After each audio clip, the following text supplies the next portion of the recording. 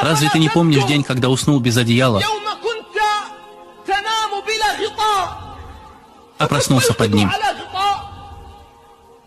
Разве ты не помнишь день, когда, проснувшись, ты нашел пищу возле себя? Кто же готовил ее тогда? Скажи мне, кто ее готовил?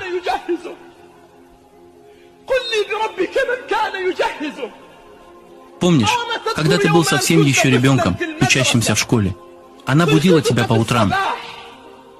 Она бодрствовала уже с самой утренней молитвы, чтобы ты мог поспать и чтобы разбудить тебя вовремя. Затем она помогала тебе одеться. А после того, как ты выходил из дому, она не оставляла тебя, а оставалась стоять у двери, пока ты не дойдешь до конца улицы и не скроешься из виду.